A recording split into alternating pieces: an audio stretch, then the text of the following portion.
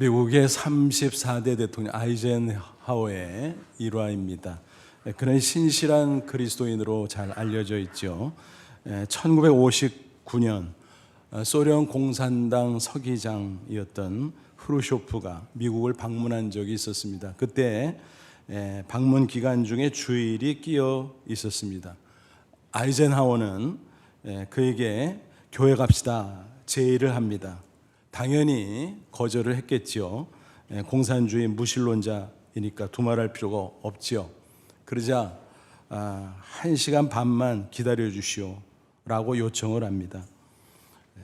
소련 측에서 외교 관리상 그러면 어떡하냐고 항의가 있었습니다. 하지만 아이젠하워는 정색하면서 이렇게 대답을 했다고 합니다. 선약이 있어요. 당신도 귀한 분이지만 가장 귀한 하나님과 만나기로 선약을 했단 말이오. 양해 좀 해주시오. 이런 이야기를 통해서 우리는 새삼 예배의 중요성을 생각해 보게 됩니다. 예배는 우리 신앙생활의 기본이지요. 또한 핵심입니다. 어떤 예배 생활을 하느냐, 그것을 보면 그 사람의 신앙의 수준을 평가할 수 있을 것입니다. 바른 예배 생활을 한다면 신앙생활을 이미 절반 이상 성공한 것으로 평가할 수 있습니다. 인생에서도 당연히 충분히 성공할 수 있습니다. 저는 이런 사실을 성경에 입각해서 강조하고 싶습니다. 뿐만이 아니라 목회 경험상으로도 분명히 말씀드릴 수 있습니다. 많은 분들을 지켜보면서 깨달았습니다. 그게 바로 무엇입니까? 예배 승리자는 인생의 승리자다. 반면에 예배 실패자는 인생의 실패자다라는 것입니다. 여러분 왜 그렇겠습니까? 예배 생활에 문제가 생기면 무엇보다 영혼이 병들어가게 돼 있습니다. 하나님의 은혜가 희박해져요. 그러면 영혼이 비실비실 되죠. 그럼 모든 삶이 흐트러질 수밖에 없다는 사실입니다. 마치 이와 같은 거예요. 혹시 금붕어를 길러보신 분들은 충분히 이런 경험이 있으실 줄 압니다. 금붕어가 어항 안에서 헤엄치며 잘 놉니다. 그런데 어느 순간 비실비실하더니 뒤집어져서 허연 배를 위로 보이고 물 위에 둥둥 떠 있습니다. 왜 그럴까요? 산소가 희박해져서 그런 거죠. 그럴 때면 어떻게 됩니까? 얼른 대야에 맑은 물을 붓고 그 안으로 옮겨서 응급처치를 해줘야 됩니다. 그리고 어항의 물은 새로 싹 갈아줘야 됩니다. 금붕어가 생기를 찾으면 다시 어항에 넣어주죠. 그럼 금세 살아나서 헤엄치며 잘 노는 모습을 확인할 수가 있습니다. 그러니까 우리도 마찬가지라는 거예요. 우리의 삶 속에서 뭔가 꽉 막힌 것 같습니까? 답답합니까? 그렇다면 먼저 예배 생활을 점검해 볼 수 있기를 바랍니다. 그런 과정을 통해서 바른 예배 생활을 회복할 수 있다면 영혼이 하나님의 풍성한 은혜 가운데 마치 헤엄을 치듯이 활기차게 살아갈 수 있는 것입니다. 그러면 모든 삶이 잘 풀리게 되죠. 저절로. 우리가 자주 인용하는 요한 3서 2절 말씀이 그거 아니겠습니까? 사랑하는 자여 내 영혼이 잘된 같이 내가 범사의 자여 강건하기를 내가 간구하노라. 축복의 기도문이기는 하죠. 하지만 이것이 성경을 연구하다 보면 이거는 기도문일 뿐만이 아니라 공식이다, 공식. 그렇게 확인할 수가 있습니다. 그렇습니다. 우리 삶의 모든 문제는 따지고 들어가다 보면 영적인 문제구나 하는 것을 알 수 있습니다. 예배가 회복되면 영혼이 건강해져요. 그리고 영혼이 건강해지면 힘을 얻고 어떤 문제도 능히 해결할 수 있습니다. 고난 닥칠지라도 넉넉히 극복하고 승리할 수 있다는 사실입니다. 여러분 2022년 한 해를 승리하고 싶으신가요? 그렇다면 무엇보다 먼저 예배 생활을 꼭 점검해 보시기 바랍니다. 오늘 말씀의 주제가 바로 바른 예배 생활입니다. 아무쪼록 이 말씀을 통해서 우리 각자의 예배 생활을 회복함으로 모든 삶에서 승리하는 저와 여러분 되시기를 주님의 이름으로 축원합니다. 그럼 먼저 예배가 왜 그토록 중요한가? 구체적인 이유들을 한번 살펴보죠. 예배라고 하는 거는요, 간단히 이렇게 생각하세요. 하나님을 만나서 하나님을 높여드리는 것입니다. 다시 정리하면 하나님 만남 플러스 하나님 높임이에요.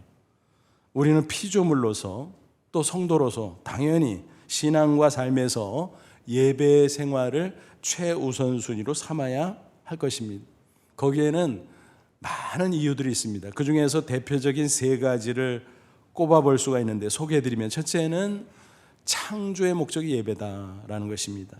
그리고 두 번째는 죄로 말미암아 영원히 죽을 우리 인생을 구원하신 목적도 예배다라는 것입니다. 그뿐만 아니라 앞서 말씀드린 것처럼 예배가 인생의 성패를 좌우하기 때문입니다. 우주 삼라만상 하나님의 피조물이지요. 그러므로 하나님의 창조 목적이 곧 존재 목적이다, 그렇게 말할 수 있습니다. 우리 인간도 마찬가지지요. 시편 19편 1절 보면 시편기자는 이렇게 노래합니다.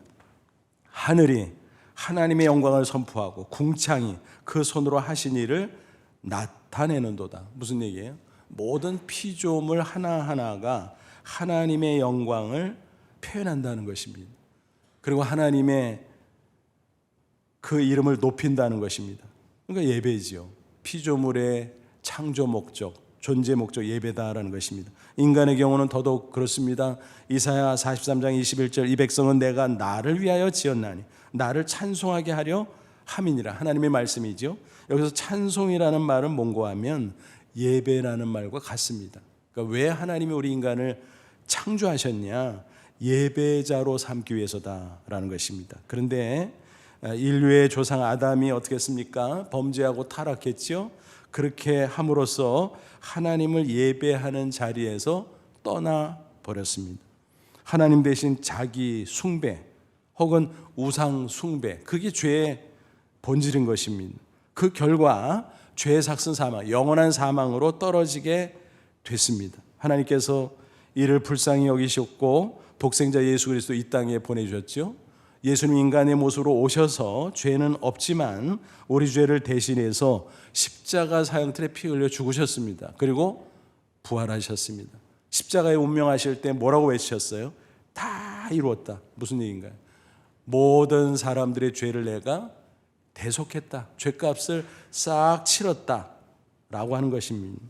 그리고 구원의 복음을 선포하십니다. 누구든지 십자가 대속을 믿으면 죄산 받는다, 사망에서 구원받는다, 영생 얻는다, 그리고 저 천국에 들어갈 수 있다. 이 구원의 복음을 듣고 우리가 믿음으로 구원을 받은 것입니다. 하나님께서 이처럼 우리를 구원하신 목적이 뭐라고요? 우리 쪽에서 보면 영생의 기쁨을 누리는 것이겠지만 궁극적으로 하나님의 목적은 예배자가 되게 하기 위함이다라는 것입니다. 에베소 1장 6절에서 바울은 증거합니다. 이는 그가 사랑하시는 자 예수 안에서 우리에게 거저 주시는 바 그 은혜의 영광을 찬송하게 하려는 것이라. 여기서 찬송도 예배로 바꿀 수 있죠. 우리를 사랑하시고 우리를 죄와 사망에서 구원하신 그 놀라운 은혜, 그 영광, 그것을 찬송하고 예배하도록 하기 위해서 우리를 구원하셨다라는 사실입니다. 우리는 구원받은 후 이 세상에 살 동안에도 예배해야 됩니다. 또 장차 저 천국에 들어가서도 예배할 것입니다. 그러니까 영원히 예배하는 것입니다. 복음 전파하는 전도와 선교는요, 이 세상에서만 국한되어 있습니다. 그렇죠? 근데 예배는 여기서부터 저 천국까지, 지금부터 영원토록 우리 모든 그리스도인, 하나님의 백성된 성도가 마땅히 할 것이다 라는 것입니다. 그것이 하나님께는 영광이 될 것이고 우리에게는 놀라운 기쁨과 축복이 된다는 사실입니다. 하나님을 잘 예배하며 앞서 말씀드렸어요. 은혜가 풍성해져요. 하나님을 만나니까. 그래서 당연히 영혼이 건강해지지요. 인간은 영적 존재 아니겠습니까? 육체만 가지고 있는 게 아니잖아요. 영혼이 있잖아요. 따라서 그 영혼의 상태에 따라서 인생이 좌우된다라는 것입니다. 영혼이 건강하면 범사가 잘 되고 강건할 수 있다는 것입니다. 성경을 쭉 연구해 보면 성경 인물 가운데 신실한 사람들을 쭉 검토해 보면요, 한결같은 공통점 중에 하나가 뭐예요? 바른 예배자였다라는 것입니다. 그 예배 생활로 말미암아 그들은 영혼이 건강했고 인생에서 결국 승리할 수 있었다라는 것입니다. 믿음의 조상 아브라함을 보시죠. 그는 갈대아우르 우상의 도시에 살았었지만 하나님의 부르심을 받았어요. 그리고 하나님의 말씀을 좇아서 가나안 땅까지 갔죠. 가보니까 얼마나 척박해요. 자기의 소유로 땅 한 평도 없어요. 얼마나 기가 막힙니까, 인간적으로. 하지만 그는 가는 곳마다 제일 먼저 뭐 했나요? 제단을 쌓고 하나님께 예배합니다. 어떤 경우에도 하나님을 예배했다는 것입니다. 그렇게 지내다가 독자 이삭을 얻었어요. 이삭이 이제 꽤 성장했습니다. 근데 창세기 22장 보니까 하나님이 어느 날 독자 이삭을 나에게 번제로 바치렴. 기가 막힌 말씀이지만 아브라함이 순종했잖아요. 물론 하나님께서 그의 신앙을 테스트하고자 하는 것이었죠. 그래서 이삭 대신 순양을 예비해 두시고 결국은 그 순양으로 번제를 드리기는 했습니다만 어쨌든 그 기가 막힌 상황 속에서도 아브라함은 하나님을 예배했습니다. 그 예배의 승리로 말미암아 아브라함의 인생은 어떻게 됐다고요? 그 앞에 축복의 대로가 활짝 열렸다는 사실입니다. 또 사무엘상 2장 보면 누가 나와요? 엘리 제사장, 또 그와 대조적으로 한나 사무엘이 나옵니다. 양쪽 가문이 망하고 흥하고 그게 엇갈리는 것이 대조적으로 잘 소개되어 있습니다. 엘리 가문은 어떻습니까? 당대 명문가예요. 제사장 가문이죠. 근데 예배에 실패했어요. 참 제사장 가문에서 예배에 실패하다니 기가 막히죠. 결국 몰락해버리고 맙니다. 반면 한나의 가문은 아주 평범했어요. 하지만 예배에서 승리함으로 번성하게 됩니다. 이런 원리를 하나님께서 가르쳐 주셨어요. 사무엘상 2장 30절 하반절 보면 나를 존중히 여기는 자를 내가 존중히 여기고 나를 멸시하는 자를 내가 경멸하리라. 하나님을 존중하는 게 뭐예요? 예배하는 거죠. 그럼 하나님이 그 사람을 존중해 준대요. 하나님이 우리를 존중하면 어떻게 돼요? 우리를 축복하는 거죠. 그러니까 바른 예배자는 하나님이 축복한다라는 거예요. 그 반면 하나님을 멸시하는 자 뭐예요? 하나님을 무시하고 예배하지 않는 자, 예배의 실패자, 그는 하나님이 경멸한다 그랬어요. 하나님이 경멸하면 어떻게 됩니까? 저주를 받는 거죠. 그래서 여기서도 예배의 성패가 인생의 성패와 직결된다는 사실을 우리는 확인할 수 있습니다. 그렇습니다. 개인의 성패, 가정, 나라의 성패 모두 다 예배와 연관성이 있어요. 그럴 수도 있고 안 그럴 수도 있어가 아니라 반드시 그대로 됩니다. 그러니까 원리이고 공식이라는 것입니다. 여러분이 인생이 왜 망가질까요? 왜 불행해질까? 한번 생각해 보세요. 뭐 이런저런 이유들을 댈 수 있지만 근본적으로 따져 들어가 보면 인생의 목적에 부합하지 않게 살기 때문이에요. 다시 말하면 바른 예배자로 살아가지 않기 때문이다라는 것입니다. 그 대신 내 마음대로 내 멋대로 내 영광을 위해서 내 잘난 맛에 살아가기 때문이다라는 것입니다. 비유해서 말하면 마치 이런 거예요. 어떤 제품을 구입하면 끼워오는 게 있죠. 뭐예요? 제품 사용 설명서, 매뉴얼이죠. 거기에는 그것을 만든 제조자가 이렇게 써라 저렇게 써라 그 활용법을 자세히 친절하게 기록을 해 놨죠. 그럼 그 매뉴얼대로 따라야 되잖아요. 근데 어때요? 그걸 무시하고 제멋대로 사용하는 경우가 있습니다. 그러면 제대로 작동되지도 않고 제대로 활용하지도 못하고 오히려 금세 고장이 나버리기 일쑤입니다. 그죠? 매뉴얼대로 사용해야 오래오래 효과적으로 잘 사용할 수 있습니다. 그죠? 우리 인생도 마찬가지라는 거예요. 하나님의 창조 목적, 또 죄로 영원히 죽을 수밖에 없었지만 구원한 목적, 그게 성경에 다 기록되어 있어요. 그것에 맞춰서 바른 예배자로 살아가면 저절로 행복해지는 거예요. 평안과 기쁨이 넘치는 거예요. 그런데 안타깝게도 인간이 하나님을 배반하고 예배자의 자리를 떠난 채 계속 하나님에게서 멀어지고 하나님을 무시하고 자기 숭배, 자기를 섬기고 자기 영광을 차지하려고 하고 그렇게 살아갑니다. 그러니까 겉으로 보면 되는 것 같아요. 그런데 나중에 보면 잘 안 돼요. 그래서 악인의 형통은 아무것도 아니다. 잠시 후에 다 쓰러지는 것이다. 성경은 누누이 그렇게 증거하고 있습니다. 그러므로 여러분 꼭 기억하시기를 바랍니다. 예배 승리자는 인생의 승리자예요. 예배 실패자는 인생의 실패자입니다. 아무쪼록 바른 예배자가 되어서 하나님을 기쁘시게 하고 인생도 꼭 승리하는 저와 여러분 되시기를 다시 한번 축원합니다. 그러면 바른 예배라고 하는 것은 과연 뭘까? 사도 바울은 오늘 본문 1절에서 그것을 잘 설명해 주고 있습니다. 1절 보시면요. 그러므로 형제들아 내가 하나님의 모든 자비하심으로 너희를 권하노니, 이 말은 뭔가 하면 내가 애타는 마음으로 간청한다, 권면한다, 그런 겁니다. 너무너무 중요하다는 거죠. 빨간 줄 쫙 쳐라, 이런 뜻이에요. 너희 몸을 하나님이 기뻐하시는 거룩한 산제물로 드리라. 이는 너희가 드릴 영적 예배니라. 여기서 몸이라는 단어가 나오는데 그 헬라어 원어의 뜻은 뭐냐 하면 육체를 가리키지 않습니다. 이것은 지정의 인격을 가리킵니다. 더 나아가서 삶 전체를 가리키는 단어입니다. 그러니까 뭐예요? 바로 나 자신이, 내 삶 전체가 제물이 되어야 된다라는 것입니다. 그게 하나님이 받으시는 예배라는 것입니다. 구약시대는 어때요? 짐승을 죽여서 피 흘리게 하면서 제물로 드리죠. 그죠? 그러니까 뭐예요? 죽은 제사죠. 죽은 제사. 하지만 우리는 어때요? 그럴 필요가 없어요. 왜 그런가요? 예수님께서 이미 당신 자신의 몸을 대속의 제물로 십자가에 주셨어요.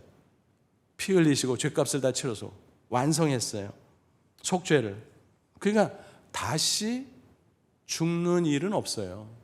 우리도 죽는 일은 없어요. 그러니까 구약 시대는 어떠세요? 짐승 제사, 죽은 제사가 반복 또 반복. 왜 그래요? 예고편이기 때문에. 본편이 오기 전에는 예고편을 계속 틀어주거든요. 그래서 반복. 그러다가 예수님이 딱 오셨어요. 예수님이 다 이뤘다. 인류 대속을 완성하셨어요. 한 번에 끝내셨어요. 영원한 제사, 완전한 제사를. 그래서 그걸 영단번, once for all 제사라고 말합니다. 히브리서 9장 12절에 있죠. 따라서 우리는 더 이상 죽은 제사를 드릴 필요가 전혀 없어요. 예수 십자가 대속의 피로 구원받은 새 사람으로서 나 자신을 산채로 드려야 된다라는 것입니다. 그래서 내가 산제물이고 나를 드리는 것이 산제사다라는 것입니다. 근데 산제사 앞에 거룩한이라는 형용사가 붙어 있어요. 거룩하다는 말 뜻을 아시죠? 본래 구별된다는 뜻이에요. 차별성, 세속적인 것, 죄악된 것, 추한 것과 구별되는 것. 그러니까 뭐예요? 정결하고 깨끗한 거죠. 그러니까 하나님은 더러운 것을 받지 않으세요? 거룩하신 분이기 때문에. 그러므로 나 자신을 정결한 모습으로 잘 관리해서 하나님께 드리는 것, 그것이 거룩한 산제사라고 하는 것입니다. 이처럼 거룩한 산제사를 드리면 하나님께서 기뻐 받으세요. 그 다음에 중요한 말이 또 하나 나와요. 뭐지요? 너희 몸을 거룩한 산제물로 드리라. 거룩한 산제사, 그것을 드리면 하나님이 기뻐하시는데 그게 뭐라 그래요? 너희가 드릴 영적 예배니라. 영적 예배니라. 이 대목을 우리말 성경 영적 예배라고 번역이 되어 있지만 영어 성경 번역본들을 이렇게 쭉 대조해 보면 크게 둘로 번역을 해놨습니다. NIV 성경, 우리말 성경의 의미 그대로 번역을 해놨어요. Your spiritual act of worship. spiritual, 영적인 그런 뜻이잖아요. 신령한 그러면 사람들이 좀 이상한 걸 생각해요. 신비롭고 막 뭐 특이하고 막. 근데 그거 아니에요. 성령님을 통해서 살아계신 하나님을 나의 영혼이 만난다는 뜻이에요. 그래서 하나님의 영과 우리의 영이 만나는 그런 예배라는 거예요. 뭐 예배 본질이 그거 아니겠습니까? 그런데 킹 제임스 버전 영어 성경에서는 또 이렇게 번역을 해요. Your reasonable service. 서비스가 예배라는 뜻이 있잖아요. 근데 reasonable? 그게 뭔 뜻이야? 근데 이게 사실은 헬라어 성경 원어를 직역한 거예요. reasonable. 무슨 뜻일까? 합당한 그런 뜻입니다. 그래서 우리말 성경을 보면 그 작은 글씨로 2번 써놓고 밑에 내려가 보면 각주 합당한 그렇게 돼 있어요. 성경 자세히 보시면 알 수가 있습니다. 아, 성령 안에서 하나님을 만나는, 그래서 하나님의 영과 내 영이 마주치는 그런 예배인데 그게 합당한 예배구나. 그걸 하나님이 합당하게 받으시는구나. 그런 뜻입니다. 이 구절에서 우리는 중요한 사실을 발견할 수 있어요. 가장 중요한 예배의 요소는 뭐냐? 나 자신이라는 거예요. 하나님이 원하는 거는요, 찬송 자체가 아니에요. 기도 자체가 아니에요. 헌금 자체가 아니에요. 거기에 포함된 나 자신인 거예요. 하나님의 자녀요, 천국 백성 된 나 자신, 내가 들어가야 모든 예배의 요소가 살아나는 것입니다. 내가 빠지면 모두 무의미해지는 것입니다. 내 마음, 내 사랑, 내 정성, 내 감사, 뭐 이런 것들이 포함돼야 그 모든 예배 요소들이 하나하나 살아난다라는 것입니다. 거듭 말씀드리거니와 바른 예배는 나 자신을 드리는 것입니다. 그게 하나님이 받으시는 예배인 것입니다. 결국 성경적인 예배의 의미는 헌신이란 말과 똑같구나. 나 자신을 드리는 것이구나. 그렇습니다. 그렇기 때문에 형식적인 예배가 얼마나 위험하고 하나님이 슬퍼하는 것인가 하나 알 수 있습니다. 겉으로 볼 때 이런저런 순서를 챙기고 형식적으로는 그럴듯하고 심지어는 화려해 보이기까지 해도 그 안에 나의 믿음이 빠지고 나의 마음이 빠지고 나의 정성이 빠지고 나의 감사가 빠지고 내 사랑이 빠지고 그러면 바른 예배가 아니다라는 것입니다. 하나님이 받지 않으십니다. 실패한 예배인 것입니다. 아무쪼록 이와 같은 예배 본질을 명심함으로 우리 각자 나 자신을 드리는 바른 예배자가 되기를 바랍니다.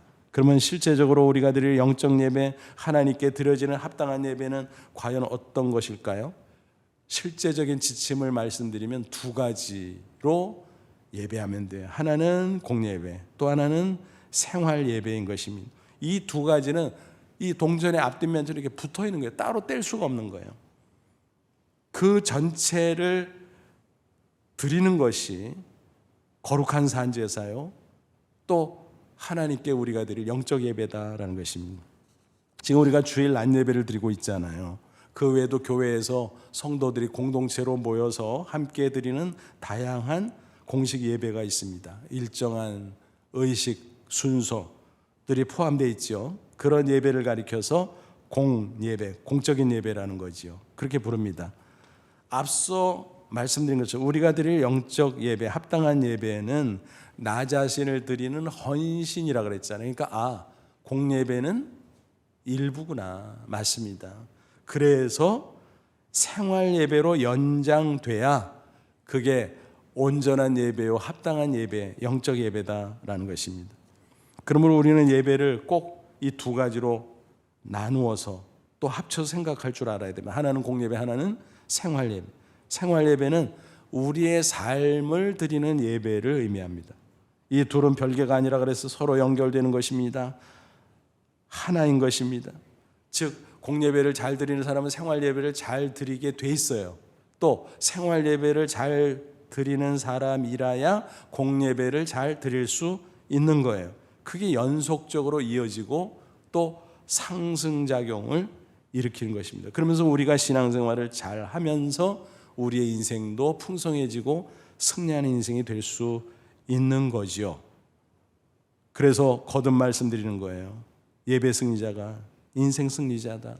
공예배, 생활예배, 공예배, 생활예배 계속 승리하면서 상승작용을 일으키면 우리의 인생은 풍성한 인생으로 승리할 수 있다라는 것입니다. 그 둘의 관계를 비유해서 설명하면 마치 이런 거예요. 우리 신앙생활 전체를 대나무로 비유해서 한번 생각해 보지요. 대나무가 어떻게 생겼어요? 줄기가 쭉 올라가잖아요. 그러다가 마디가 딱 있어요. 마디로 딱 묶어주고 그 다음에 또 줄기가 쭉 올라가죠. 그러다가 또 마디로 딱 묶어주고 또 줄기가 올라가고 뭐 이런 식으로 쭉 연결, 줄기 마디 줄기 마디 그러면서 쫙 올라가는 거죠. 이 줄기에 해당되는 게 뭐냐? 생활 예배예요. 마디에 해당되는 게 뭐냐? 공예배예요. 이 두 가지가 계속 이어져야 된다라는 것입니다. 줄기만 있으면 어때요? 대나무가 올라가다가 흐물흐물해지고 꺾이고 그럴 수밖에 없겠죠. 마디를 딱 맺어주니까 거기서 힘을 받고 또 쭉 올라가고 또 마디 쭉 올라가고 이렇게 되는 거 아니겠습니까? 신앙생활도 마찬가지라는 거예요. 공예배가 마디이기 때문에 생활예배 잘해야 되는데 공예배로 딱 마디를 맺어줘야 돼요. 그런 식으로 계속 연속될 때 우리의 신앙생활은 풍성해지고 우리의 인생도 승리하는 삶이 될 수 있다라는 것입니다. 공예배는 기본적인 예배, 필수적인 예배지. 아무리 평소의 삶 가운데 신앙생활을 잘한다고 할지라도 공예배를 빼먹으면 그 신앙은 엉터리라고 말할 수 있습니다. 기본을 하지 못한 가운데 그 이상을 한다는 것은 어불성설 아니겠습니까? 반대로 공예배는 잘 드리는 것 같지만 생활이 엉망이라면 어떤가요? 그것도 곤란하지요. 왜냐하면 하나님은 어떤 분입니까? 영으로서 편재하십니다. 무소부재하십니다. 그러니까 언제 어디서 우리가 무엇을 하고 있든지 우리를 지켜보고 계시는 분이다라는 것입니다. 시간과 장소를 초월해서 예배당 안에서도 보시고 또 삶의 현장에서도 보시고 공예배 시간에도 보시지만 그 밖의 시간에서도 보시고 또 내 겉모습도 보시지만 내 속모습, 마음 중심까지 꿰뚫어 보시고 그러니까 공예배만 가지고 예배 바르게 하고 있다고 말할 수 없다는 거예요. 그래서 공예배, 생활예배가 같이 하나님 앞에 아름답게 드려져야 된다는 것입니다. 요즘 코로나 때문에 교회 현장에 다 모이지 못하고 상당수의 성도들이 온라인으로 공예배를 드리잖아요. 코로나 팬데믹과 이런저런 사정과 형편으로 불가피하지요. 하지만 주의사항이 있습니다. 그건 뭔가 하면 장소가 교회당이 아니라도 온라인과 마음으로 집중해서 교회 공동체와 연결이 되어 있어야 된다라는 것입니다. 그래야 진정한 공예배다라는 것입니다. 그러니까 어때요? 실시간 예배를 드리는 게 맞다라는 것입니다. 그런데 어떻게 하다 보면 뭐 시간을 놓치는 경우가 생기죠. 그럴 때는 어떻게 해야 돼요? 뭐 유튜브에 저장되어 있는 설교 동영상이라도 시청해야 되겠지만 안 하는 것보다 훨씬 유익하죠. 하지만 엄밀하게 말하면 공예배를 드리는 것은 아닙니다. 개인 예배, 개인 경건 시간이다라는 것입니다. 그러므로 주일 예배만큼은 어때요? 본방사수해야 돼요. 우리가 TV 프로그램 중에서 야, 저거는 내가 꼭 챙겨봐야지. 그런 거 어때요? 본방사수하잖아요. 심지어는 저장된 거 또 보고 그런 경우도 많잖아요. 그러니까 우리의 예배가 그래야 된다는 거예요. 공예배가. 현장 예배, 온라인 예배, 요즘 같은 경우는 뭐 이게 맞다 저게 맞다 말할 수 없는 형편이잖아요. 그러나 중요한 것은 실시간 모든 성도들 공동체가 한마음이 되어서 예배할 때 그것이 진정한 공예배다라는 것입니다. 한 번은 캐나다로 이민 가신 권사님과 통화하는 일이 있었어요. 그것도 코로나 때문에 현장 예배가 거의 어렵다고 합니다. 그래서 기왕이면 신반포교회 온라인 예배를 실시간으로 드리자. 그래서 온 가족이 시차가 있으니까 토요일 저녁에 드린다고 해요. 아드님이 마침 TV 화면을 큰 것으로 준비해서 너무너무 좋아하시면서 이런 말씀을 드립니다. 예배 시간이 되면 온 가족이 그 화면 앞에 딱 좌정하고 앉아서 예배를 드리는데 마치 신반포교회 본당에 와서 앉아 있는 것 같다. 그렇게 말씀하시더라고요. 그래서 제가 같이 웃었습니다. 근데 가만히 생각해 보니까 그분 말씀이 꼭 맞잖아요. 그죠? 온라인으로라도 성도들과 함께 연결됐잖아요. 마음으로 연결됐잖아요. 그 교회당에 같이 모여 있는 것과 진배가 없다라는 것입니다. 성령께서 역사하시기 때문에. 그래서 이렇든 저렇든 성령 안에서 성도 공동체가, 교회 공동체가 한마음으로 예배하는 이 공예배, 우리가 귀히 여기고 꼭 빼놓지 말고 참여해야 할 것입니다. 공예배를 잘 드리고 나서 또 어떻게 하라 그랬어요? 생활예배로 이어져야 되죠. 생활예배는 구체적으로 또 어떻게 하는 겁니까? 본문 2절 보세요. 너희는 이 세대를 본받지 말고, 여기서 세대는 세상 풍조를 가리켜요. 세상 풍조가 어때요? 뭐 유행이 좋아서 따라가다 보면 거기에 흑막 있잖아요. 거기에 세속적인 게 있고 죄악된 게 있고 추악한 게 있고, 그러니까 조심해서 그런 거 따라가지 마라, 본받지 마라라는 겁니다. 오직 마음을 새롭게 함으로 변화를 받아. 그래서 언행심사 싹 변해서 하나님의 선하시고 기뻐하시고 온전하신 뜻이 무엇인지 분별하도록 하라.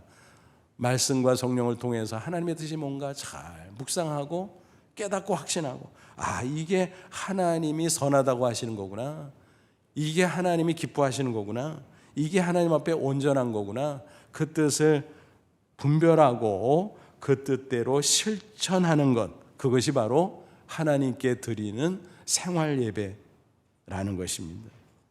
다시 말하면 생활 예배는 우리가 교회 공동체로 공예배를 드린 이후 각자가 흩어져서 가정에서, 학교에서, 회사에서, 세상 곳곳에서 살아가는 삶 자체, 그겁니다. 그걸 하나님께 올려드리는 것입니다. 공예배와 생활예배 상관관계를 이렇게 설명할 수 있어요. 예배당에서 성도들과 함께 공예배를 드리고 나면 이제 예배당 밖으로 나가서 나 혼자 드리는 생활예배가 시작된다. 이해하실 수 있겠죠? 종교개혁자 마르틴 루터는 이런 말을 했어요. 우리는 예배를 드리러 학교에 간다, 일터에 간다, 그리고 공장에도 간다. 무슨 말씀인지 이해하시죠? 생활 예배를 가리키는 것입니다. 루터는 또 이런 말을 남겼어요. 자신의 일을 열심히 수행함으로써 인류 복제의 향상에 기여한다면 그것은 하나님을 기쁘시게 하는 소명이다. 무슨 얘기예요? 무슨 일을 하든지, 어떤 직업이든지, 내 삶의 자리가 어디든지 죄가 아닌 한 하나님을 기쁘시게 하는 모습으로 최선을 다하면 그 일이 하나님이 나를 이 자리에 부르신 소명, 콜링이라는 것입니다. 혹자는 이런 오해를 합니다. 교회 안에서 예배하는 일, 그리고 봉사하는 일만 거룩한 일이지 세상은 다 죄가 가득하고 썩었잖아. 그래서 세상 일로 치부하고 세상에서는 거룩한 일을 찾을 수 없는 것처럼 생각을 합니다. 이런 생각이 너무 극단적이 되면 어떤 일이 벌어지냐면은 다 때려치고 신학교를 가요. 근데 여러분, 신학교는요 다 때려치고 가는 데가 아니에요. 일 저일하다가 잘 안 돼서 가는 곳도 아니고, 아유 세상은 다 썩어서 세상 일은 다 추해, 죄악된 일이야, 그러니까 난 이거 할 수 없어, 그래서 때려치고 가는 것도 결코 아니다라는 것입니다. 하나님의 부르심이 다를 뿐이에요. 어떤 사람은 신학교로 불러서 목사, 선교사 등으로 사역을 하게 하고, 또 어떤 사람은 자신의 재능과 적성과 형편에 따라서 사회 각계각층으로 하나님이 부르셔서 거기서 생활 예배를 드리고 증인의 삶을 살도록 하는 것입니다. 그러니까 충분히 거룩한 일이다 라고 하는 사실입니다. 훌륭한 생활 예배다라는 것입니다. 이런 성경 구절들을 보면 이해하실 수 있을 겁니다. 히브리서 13장 16절, 오직 선을 행함과 서로 나눠주기를 잊지 말라. 하나님은 이 같은 제사를 기뻐하느니라. 삶의 연장 속에서 선행을 실천하고 또 이웃에게 나누어주는 구제를 실천하고, 그게 하나님이 기뻐하는 제사, 바로 우리가 드릴 영적 예배라는 거예요. 거룩한 산제사라는 거예요. 또 골로새 3장 23절 보면 바울이 뭐라고 권면했어요? 무슨 일을 하든지 마음을 다해 주께 하듯 하고 사람에게 하듯 하지 말라. 각계각층에서 내가 무슨 일을 하든지 사람 눈에 보이도록 하지 마라. 사람이 보면 잘하는 척하고 사람이 안 보면 슬쩍하고 그러지 말고 내가 하는 이 일 자체가 하나님께 드려지는 생활 예배다. 그러니까 최선을 다하고 정성을 다하라. 그러면 하나님이 기뻐 받으신다. 그게 바른 예배 생활이라는 것입니다. 여러분, 바른 신앙이 뭔가부터 따지면 알 수 있잖아요. 마음속에서만 있는 게 아니죠. 지정의 인격 그리고 모든 삶 속에서 실천되는 것, 그게 참 신앙 아니겠습니까? 물론 우리가 믿음으로 의인, 인정된 것이기 때문에 여전히 부족한 게 많아요. 성화의 과정 가운데 있어요. 불완전하죠. 허물도 있고 실수도 있고. 그럼에도 우리가 최선을 다하면 하나님 아세요. 우리의 중심을. 심지어는 세상 사람도 알아요. 우리가 최선을 다하는데 좀 부족한 거 알아요. 근데 부족한데도 대단한 척하고 의로운 척하면 이거는 바른 생활 예배가 안 되는 거죠. 그래서 바른 신앙은 바른 삶으로 이어져야 됩니다. 그래서 그걸 가리켜서 뭐라 그래요? 신행일치. 이것을 예배에 적용하면 공예배와 생활예배 일치.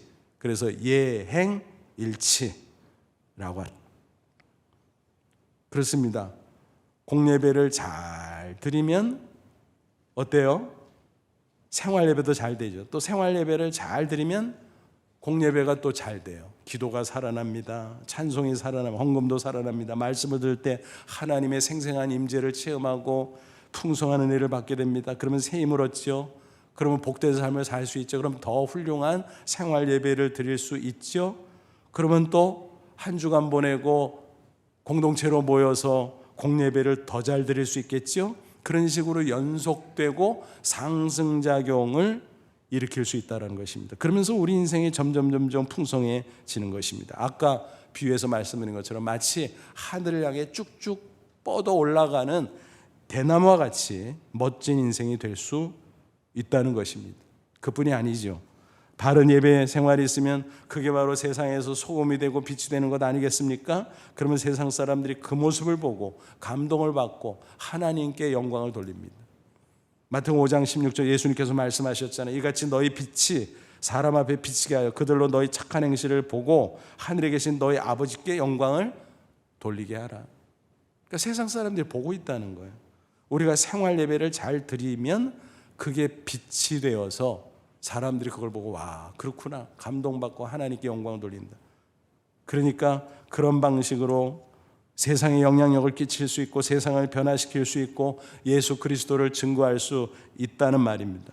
여러분, 오늘날 한국 사회에서 왜 전도의 문이 막혔을까요? 복음을 열심히 전하지 않아서 그것도 일부 맞습니다만 근본적으로 따져 들어가면 뭘까요? 예배가 죽어서 그래요. 공예배가 겉으로는 화려해졌는지 모르지만 죽어서 그래요. 성령 안에서 드려지는 바른 공예배가 돼야 되는데 특별히 생활 예배가 죽었기 때문에 그래요. 맛을 잃은 소금이 되고 빛을 잃은 등불이 되고 그러니까 하나님 앞에 드려지지 못하는 가운데 사람들에게도 증거가 되지 못한다는 것입니다. 지금 우리 모두에게 필요한 것이 무엇입니까? 바로 바른 예배 생활의 회복인 것입니다. 그것은 오늘 말씀드린 대로 나 자신을 거룩한 산제사로 드리는 것입니다. 그것이 바로 우리가 드릴 영적 예배, 하나님께 합당한 예배인 것입니다. 영적 예배라고 해서 신비롭고 특별한 것이 아니라고 했어요. 성령과 말씀 안에서 하나님이 기뻐하실 만한 하나님께 합당한 공예배와 생활예배를 착실하게 드리는 것입니다. 오늘 벌써 새해 셋째 주일입니다. 우리의 마음이 풀어지는 이 시기에 다시 한번 마음을 다잡고 오늘 말씀에 비추어 각자의 예배 생활을 점검해 볼 수 있기를 바랍니다. 그래서 부디 거룩한 산제사 즉 영적 예배를 하나님께 드림으로 신앙생활에서 승리하고 더 나아가 인생에서 승리하는 저와 여러분 되시기를 주님의 이름으로 축원합니다. 기도하겠습니다. 이 말씀 붙잡고 기도하죠. 하나님, 그렇습니다. 우리가 드릴 영적 예배, 하나님이 기뻐하시는 예배 생활이 되게 해 주옵소서. 공예배도 생활 예배도 하나님께서 기뻐하시고 영광 받으시는 예배 되게 하옵소서. 그래서 우리 영혼이 살아나고 우리의 인생이 승리하는 인생, 복된 인생, 세상 사람들에게 증거가 되는 인생이 되게 하옵소서. 다 같이 간절한 마음으로 잠시 기도합니다. 하나님 우리 아버지 고맙고 감사합니다. 오늘도 말씀을 통해서 우리를 깨우쳐 주시고 확신케 해주심을 감사합니다. 살아계신 하나님을 만나는 영적 예배, 또 공예배, 생활예배 잘 드릴 수 있도록 도와주시기 원합니다. 우리의 예배가 살아나길 원합니다. 우리의 신앙생활이 살아나길 원합니다. 우리의 인생이 하나님 안에서 승리하는 인생이 되길 원합니다. 세상 사람들이 우리를 보고 하나님이 계신 것을 느끼는 증거 역사가 나타날 수 있도록 인도해 주시옵소서. 예수님의 이름으로 기도합나이다. 아멘.